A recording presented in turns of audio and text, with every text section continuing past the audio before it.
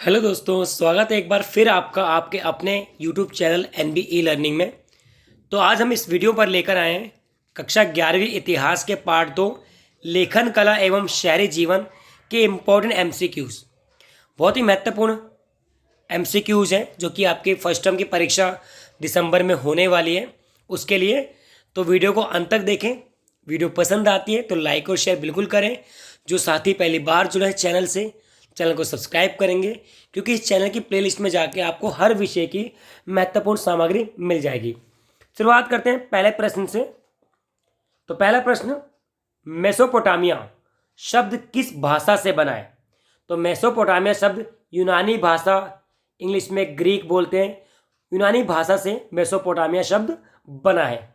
ठीक है, आपको क्या करना है, आपको प्रश्न को बहुत ध्यान से पढ़ना है और सही वाले उत्तर को याद करना है, क्योंकि जो रॉन्ग वाले ऑप्शन है, जो चीनी हो गया, इंग्लिश, संस्कृत, वो अलग भी हो सकते हैं। तो आपको सही उत्तर और प्रश्न को समझना है। अगला प्रश्न, मेसोपोटामिया किन दो शब्दों से मिलकर बना है? मेसोपोटामिया किन दो शब्दों से मिलकर बना है? तो मेसोस जमा पोटेमोस, मेसोस जमा पोटेमोस से मिलकर बना है।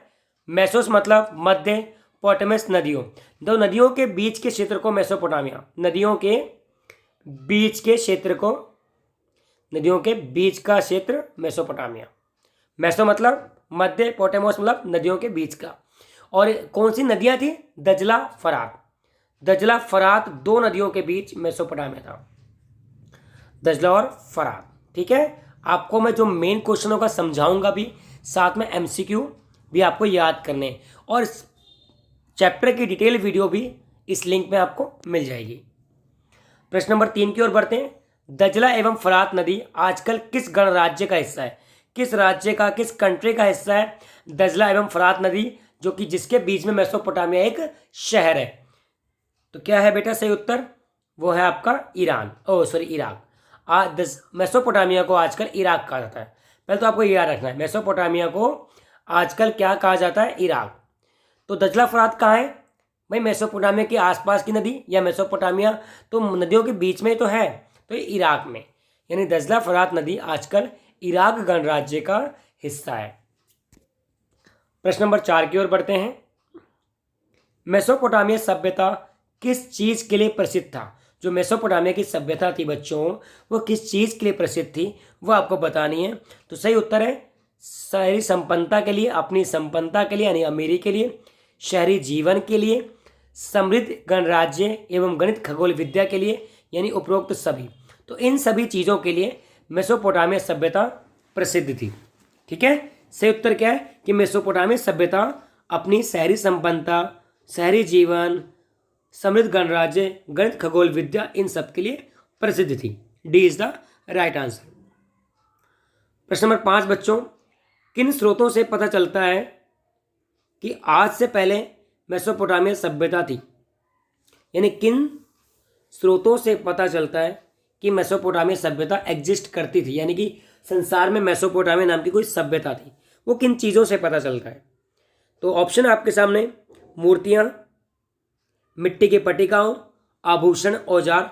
तो इन सभी चीज़ों से, यानी कि डी राइट आंसर है आपका। उपरोक्त सभी, मूर्तियाँ, मिट्टी की पट्टिकाओं, आभूषण, औजार। और मिट्टी की पट्टिकाओं पे कौन सी लिपि थी? कीलाकार, क्यूनिफॉर्म लिपि से लिखा जाता था। आगे बढ़ेंगे। प्रश्न नंबर 6, मेसोपोटामिया की प्रथम भाषा कौन सी थी? पहली भाषा जो मेसोपोटामिया गणराज्य में बोली जाती थी, या मेसोपोटामिया साम्राज्य की प्रथम ज्ञात भाषा कौन सी थी? तो वो थी सुमेरियन। सुमेरियन सबसे पहली भाषा थी मेसोपोटामिया की। प्रश्न नंबर 7 की ओर बढ़ते हैं। अरमाइक भाषा का प्रवेश कब हुआ? अरमाइक भाषा का प्रवेश कब हुआ? 1400 ईसा पूर्व अरमाइक भाषा का प्रवेश हुआ। कहाँ पर हुआ? मेसोपोटामिया में। प्रश्न नंबर 8, अरमाइक भाषा किस भाषा से मिलती जुलती थी? वह यह कब व्यापक रूप से बोले जाने लगी? यानी आपको ऑप्शन दे रखे हैं नीचे, इन ऑप्शन में से सिलेक्ट करना है कि अरामाइक भाषा थी जो मेसोपोटामिया की एक और भाषा थी, वो किस भाषा से मिलती जुलती थी, वह ये कब और व्यापक रूप से बोली जाने लगी। तो सही उत्तर है बेटा आपका हिब्रू से। मेसोपोटामिया भाषा हिब्रू से मिलती जुलती थी और 1000 ईसा पूर्व में ये बड़ी फेमस हो गई। अरामाइक भाषा जो मेसोपोटामिया में 1000 ईसा पूर्व में बड़ी फेमस हो गई। प्रश्न नंबर 9 की ओर बढ़ते हैं। मेसोपोटामिया की शहरीकृत दक्षिणी भाग को आगे जाकर क्या कहा जाने लगा? तो मेसोपोटामिया के दक्षिणी भाग को क्या कहते थे वो आपको बताना है। तो बेबीलोनिया। और उत्तरी भाग को असीरिया। उत्तरी भाग को बच्चों असीरिया कहा जाता था। ये उत्तरी भाग है असीरिया, लिख देता हूँ यहाँ पे, उत्तरी भाग असीरिया। और दक्षिणी भाग क्या था मेसोपोटामिया का? बेबीलोनिया। प्रश्न नंबर 10 की ओर बढ़ते हैं। बेबीलोनिया के प्रसिद्ध नगर थे। कौन कौन से इनमें से नगर हैं जो बेबीलोनिया के प्रसिद्ध थे वो आपको बताने हैं। तो सही उत्तर है बेटा आपका 10वीं का ए और बी दोनों। ये गलत थोड़ा प्रिंट हो गया है। तो ए और बी दोनों यानी कि उरुक भी उर भी मारी भी। तो आपको याद रखना है कि बेबीलोनिया के प्रसिद्ध नगर थे उरुक उर मारी। कौन कौन से बच्चों? उरुक उर और मारी। ये 3 बड़े फेमस नगर है। आपने चैप्टर पढ़ा होगा, विद्यालय में पढ़ाया होगा और मेरी वीडियो में भी आपने देखा होगा। तो 3 प्रसिद्ध नगर थे उरुक उर मारी, यानी सी इज द राइट आंसर, ए और बी दोनों। प्रश्न नंबर 11 की ओर बढ़ते हैं। बेबीलोनिया नगरों का निर्माण कब हुआ? बेबीलोनिया एक जगह है, दक्षिणी भाग को बेबीलोनिया बोलते हैं। किसके? मेसोपोटामिया के दक्षिणी भाग को बेबीलोनिया कहा जाता है। तो बेबीलोनिया का नगरों का निर्माण कब हुआ ये आपको बताना है। तो सही उत्तर है 3000 ईसा पूर्व में बेबीलोनिया में नगरों का निर्माण हुआ। प्रश्न नंबर 12 की ओर बढ़ते हैं। औजार बनाने में किसका प्रयोग होता था? औजार बनाने में किस चीज का प्रयोग, किस धातु का या किस चीज का प्रयोग होता था वो आपको बताना। तो कांसे का। ठीक है, कांसे की। तो मेसोपोटामिया कांसा युगीन सभ्यता भी थी, कांसे का प्रयोग होता था। प्रश्न नंबर 13 की ओर बढ़ते हैं। उरुक नगर में मिले सफेद संगमरमर की बनी स्त्री का शीर्ष किस पत्थर से बना है? उरुक नगर में एक सफेद जो मिली है संगमरमर की बनी स्त्री का शीर्ष वो किस पत्थर से बना है ये बताना है। किस पत्थर से बना है? तो पत्थर वारका शीर्ष। उसको वारका शीर्ष, पहली बात तो वारका शीर्ष, सॉरी क्वेश्चन थोड़ा हो गया कि सफेद संगमरमर की बनी स्त्री का, तो पत्थर तो मिल गया सफेद संगमरमर से, यानी कि क्वेश्चन दोबारा पढ़ता हूं बच्चों आपके लिए। उरुक नगर में मिले सफेद संगमरमर की बनी स्त्री का शीर्ष का नाम क्या था? वो था वाका शीर्ष। उस मूर्ति का नाम वाका शीर्ष। तो वाका शीर्ष की मूर्ति जो आपको प्राप्त हुई उरुक नगर में वो सफेद संगमरमर की बनी थी। ठीक है, वाका शीर्ष सफेद संगमरमर से बनी स्त्री शीर्ष क्या था वो? तो क्वेश्चन थोड़ा वो रॉन्ग हो गया, लेकिन आपको मैं समझा रहा हूं कि उरुक नगर में मिले सफेद संगमरमर की बनी स्त्री का शीर्ष क्या था? क्या नाम था उसका? उसका नाम था वाका शीर्ष। वाका शीर्ष नाम था उरुक नगर में मिले सफेद संगमरमर की बनी स्त्री का शीर्ष। प्रश्न नंबर 14। शहरी जीवन की विशेषताएं क्या थी? श्रम विभाजन, अर्थव्यवस्था, सामाजिक संगठन। तो उपरोक्त सभी। ठीक है, अगर मान लो अर्थव्यवस्था और सामाजिक संगठन ऑप्शन में नहीं होते तो खाली श्रम विभाजन। तो शहरी जीवन की विशेषताएं थी बेटा श्रम विभाजन, अर्थव्यवस्था, सामाजिक संगठन, यानी उपरोक्त सभी। D is the right answer.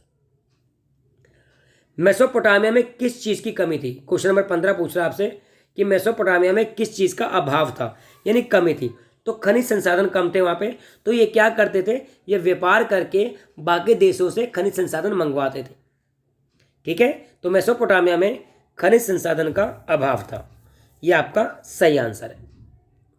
प्रश्न नंबर 16 की ओर बढ़ते हैं। दजला फरात नदियां किन पहाड़ों से निकलकर उपजाऊ बारीक मिट्टी लाती थी? आपको बताना है दजला और फरात की नदियां किन पहाड़ों से निकलकर उपजाऊ बारीक मिट्टी लाती थी। तो सही उत्तर है उत्तरी पहाड़ से। तो दजला फरात नदियां उत्तरी पहाड़ से निकलकर उपजाऊ मिट्टी लाती थी। प्रश्न नंबर 17। मेसोपोटामिया का दक्षिणी भाग कैसा था?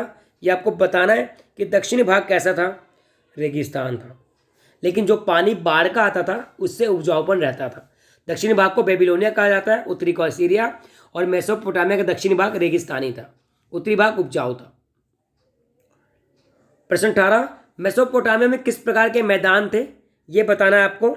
बिल्कुल सही, स्टेपी घास के मैदान। यानी स्टेपी, घास के बड़े मैदानों को स्टेपी कहा जाता है, तो स्टेपी घास के मैदान थे।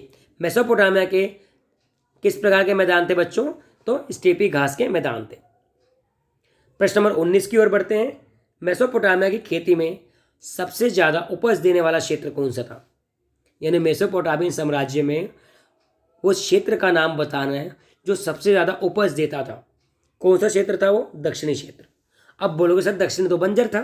बेटा बंजर था, लेकिन आपको पता है दजला फरात नदियाँ ऊपर से बहती थी, तो जब वो बाढ़ आती हुई नदियों में तो बाढ़ के साथ मिट्टी भी बह के आती थी, तो उपजाऊ मिट्टी को बहा कर ले आती थी और दक्षिण में रह जाती थी, तो उपजाऊ क्षेत्र था। ठीक है, खेती में उपजाऊ दक्षिणी क्षेत्र था। प्रश्न नंबर 20, दक्षिणी क्षेत्र में किस प्रकार की फसल उगाई जाती थी? तो ये आपको बताना है। गेहूं और जौ, मटर और मसूर दोनों, तो ए और बी दोनों। सी इज द राइट आंसर। ए और बी दोनों तरह की फसलें उगाई जाती थी दक्षिणी क्षेत्र में। मेसोपोटामिया के दक्षिणी क्षेत्र में गेहूं, जौ, मटर, मसूर, यानी कि सी आंसर है आपका, दोनों फसलें उगाई जाती थी। तो वीडियो यहीं एंड होती है। वीडियो कैसी लगी आपको कमेंट करके ज़रूर बताएं और चैनल से जुड़े रहें।